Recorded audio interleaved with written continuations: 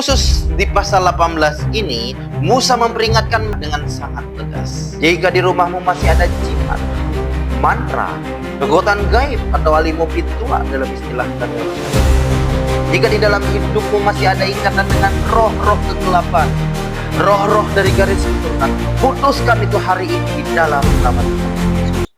Yang kutawarkan bukanlah agama, tetapi pengenalan akan Tuhan dan penghayatan akan firman. Selamat datang dalam 3 menit untuk sehari. Luangkan waktumu untuk merenungkan apa yang disampaikan, maka firman Tuhan akan tumbuh dari dalam hatimu.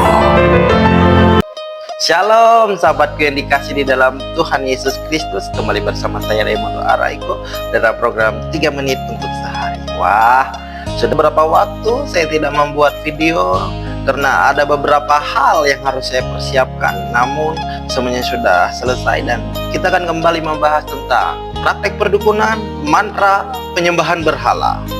Kalau judul sebelumnya, kalau saudara masih ingat, yaitu 2 cawan di 1 meja. Nah, kali ini judulnya adalah praktik perdukunan, ekspresi okultisme, dan pekerjaan iblis. Pada bagian ini kita akan membahas macam-macam praktik perdukunan dan okultisme. Tapi sebelumnya, kembali mengingatkan, tayangan ini khusus berbicara soal kekristenan. Dan saya tidak sedang menyerang pihak manapun. Saya hanya menyampaikan kebenaran firman Tuhan dengan kasih dan apa adanya. Saya tidak membahas sesuatu yang di luar kekristenan. Saya tidak menentang, saya tidak mengecam, saya tidak menghakimi. Justru saya menghormati apa yang menjadi kepercayaan orang lain. Selama engkau bukan orang Kristen, tayangan ini bukan untuk Anda. Tapi jika ingin menonton sebagai referensi bagi Anda, ini juga tidak masalah. Di sini saya memberikan edukasi kepada orang Kristen bagaimana beriman sesuai dengan ajaran agamanya dan kebenaran kitab sucinya. Dan kalaupun hidup Anda diubahkan, itu pun bukan karena saya, tapi karena engkau memahami apa yang disampaikan, dan dari pemahaman itu engkau sendiri memilih untuk tunduk dan setia kepada Tuhan. Saya bukan siapa-siapa, saya hanya pembawa pesannya Tuhan. Tanpa berlama-lama, kita langsung masuk kepada firman. Mari kita buka sama-sama Alkitab kita yang terambil dari Ulangan 18 ayat 10 sampai 12 yang bersuara dulu. Janganlah didapati di antaramu seorang pun yang mempersembahkan anaknya sebagai korban dalam api, ataupun seseorang yang menjadi petenung, peramal, penelaah pertanda, penyihir, seorang pemantra, seorang yang bertanya kepada arwah atau kepada roh peramal, atau meminta petunjuk kepada orang mati. Sebab setiap orang yang melakukan hal-hal ini adalah kekejian bagi Tuhan. Sebelum kita kupas ayat ini satu persatu, kita harus tahu dulu latar belakang sejarah mengapa ayat ini ditulis di dalam Ulangan. Kitab Ulangan ini sebenarnya adalah penyampaian kembali hukum Tuhan oleh Musa kepada bangsa Israel sebelum mereka melangkah masuk ke tanah Kanaan. Kenapa harus disampaikan? Karena seluruh generasi pertama yang keluar dari Mesir dulu sudah meninggal di padang gurun. Jadi di sini Musa sedang mengajarkan kembali hukum-hukum Allah kepada generasi baru, agar ketika mereka masuk ke tanah yang baru, mereka tetap hidup setia kepada Tuhan Allah. Nah, khusus di pasal 18 ini, Musa memperingatkan mereka dengan sangat tegas. Musa tahu bahwa ketika bangsa Israel masuk ke tanah Kanaan, mereka akan berhadapan langsung dengan berbagai praktik ritual keagamaan bangsa-bangsa Kanaan, berhadapan langsung dengan adat dan tradisi bangsa Kanaan yang sangat bertentangan dengan kehendak Allah.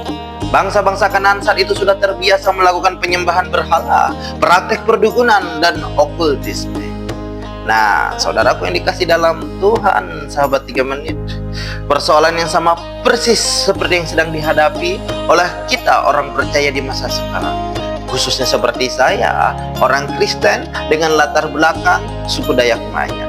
Kita sering diperhadapkan pada realita hidup di mana warisan-warisan dari orang tua dan garis keturunan kita seperti ilmu-ilmu atau dalam istilah Dayak alimu pitua atau disebut ilmu kesaktian, mantra, dan praktik perdukunan masih membayangi kehidupan kita, khususnya orang Kristen Dayak Maya. Oleh karena itu, ayat ini kembali diingatkan dan diperdengarkan kepada kita hingga saat ini, supaya kita sebagai generasi baru di dalam Kristus tidak ikut-ikutan terperosok ke dalam sesuatu yang kepadanya Tuhan tidak berkenan.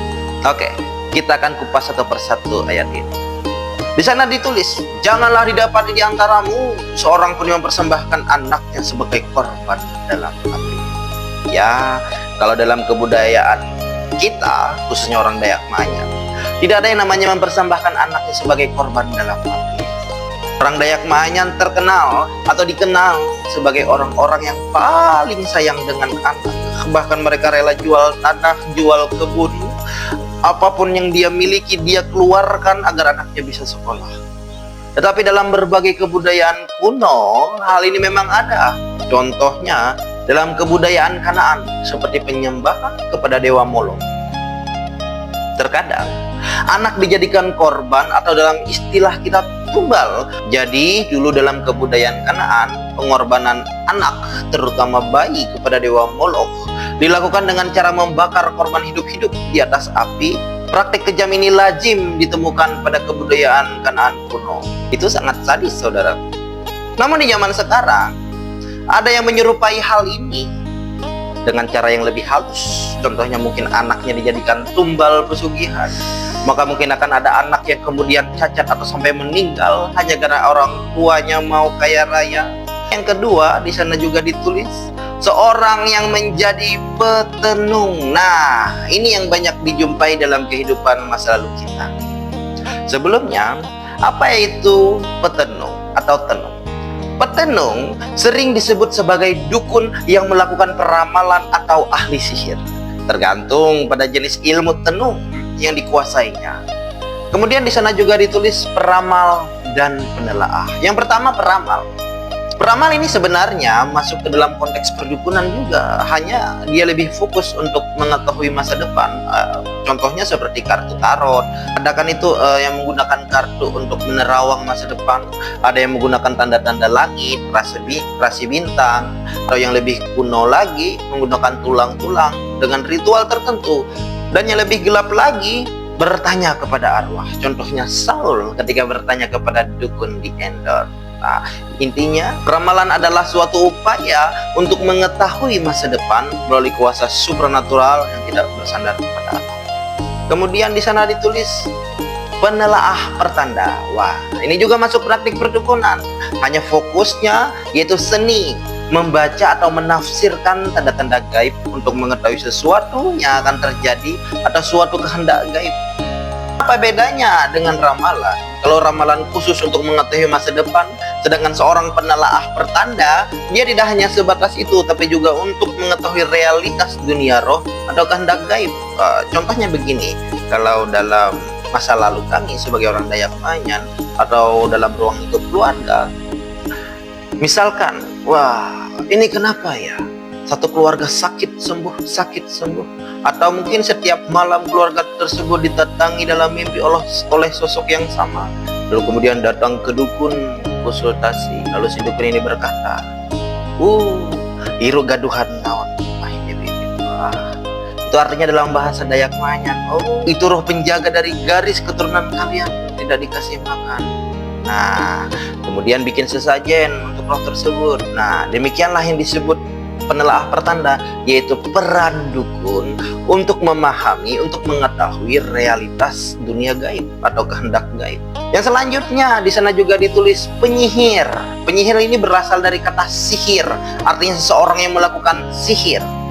Sihir berarti suatu kemampuan untuk mempengaruhi realitas melalui dimensi gaib atau kekuatan gaib. Contohnya santet, guna-guna, dan berbagai ilmu gaib lainnya. Sifatnya mempengaruhi realitas dengan kekuatan gaib.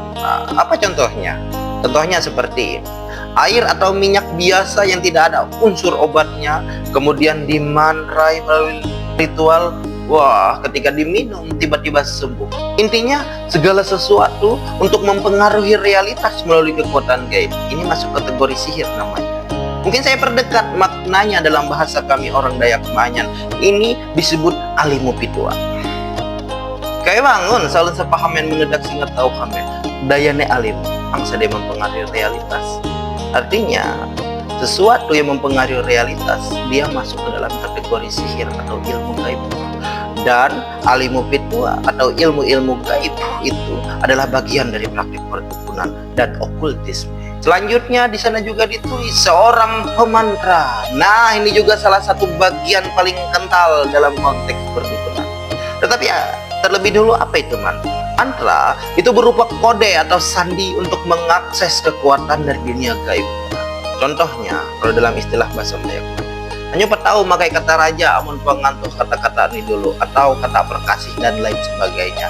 Nah, maksudnya kita tidak bisa mengakses ilmu tertentu kalau kita belum merapalkan mantranya. Dia berupa susunan kata atau kalimat yang setelah dirapalkan akan melahirkan manifestasi, sehingga sifatnya seperti kode atau sandi untuk mengakses kekuatan tertentu. Tapi saudaraku, tidak semua orang yang merapalkan mantra bisa mengakses kekuatan tersebut. Harus ada ikatan dulu. Ada berupa meditasi, ada berupa penurunan ilmu dengan memberikan sesajen, atau dalam istilah kami orang Dayak Maanyan, naan syarat bakaji ali. Wah, ya lagi sing weyah lungkung, sing piles banang, atau mungkin ritual lilit ni anda kang ulu, ni apa terus sebagai ibu ya. Rasaku so kepada mantan pelaku. Oke, lanjut. Tapi dengar baik saudara. Kenapa firman Tuhan dalam Ulangan 18 ini menyebut semua hal ini sebagai kekejian bagi Tuhan? Kata kekejian di sana menggunakan kata yang sangat keras. Artinya jelas, itu adalah sesuatu yang sangat menjijikan di mata Tuhan. Kenapa? Nah, praktik perdukunan dan mantra dan okultisme adalah bentuk ekspresi dari pekerjaan itu. Karena praktik perdukunan, penggunaan mantra adalah bentuk ekspresi dari okultisme dan pekerjaan iblis.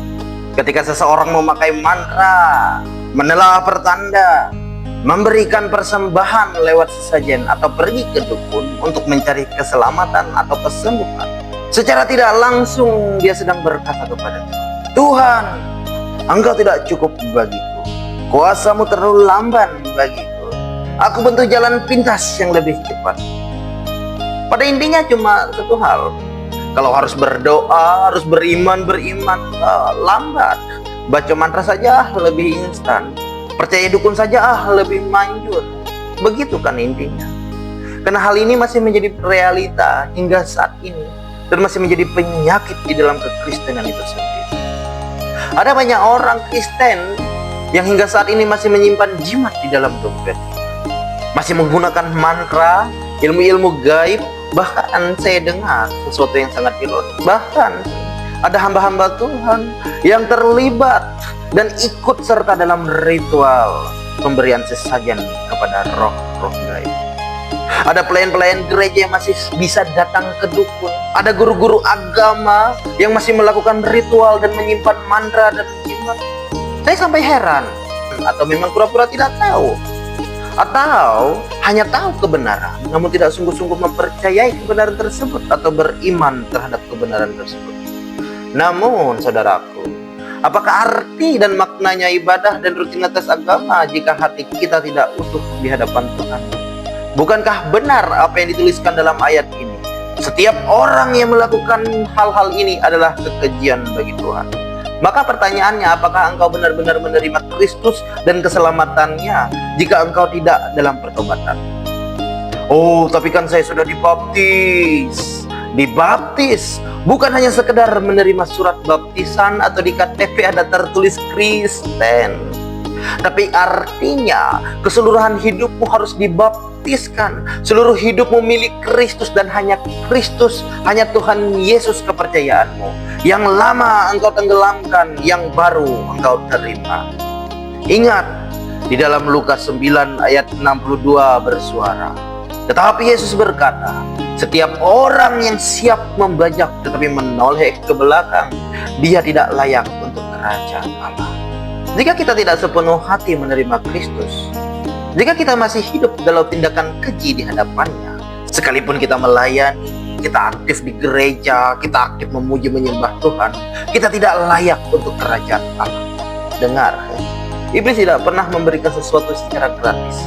Dukun mungkin bisa memberikan kesembuhan instan. Mantra mungkin bisa menjadi solusi untuk mendapatkan jodoh atau pelaris usaha.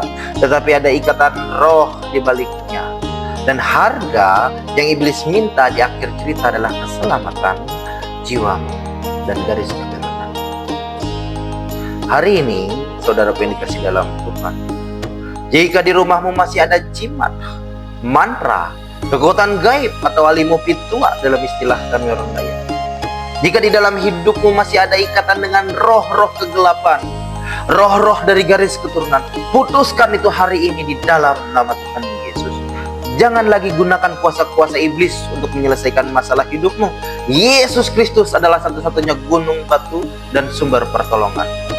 Kuasanya lebih dari cukup untuk memulihkan usahamu, memulihkan hidupmu, dan memberikan masa depan yang penuh harapan kepadamu. Saya Raymondo Araiko, sampai jumpa pada video berikutnya. Akhir kata, tinggalkan kuasa kegelapan dan kembalilah hidup pada kebenaran firman Tuhan. Shalom, Tuhan Yesus memberkati. Haleluya.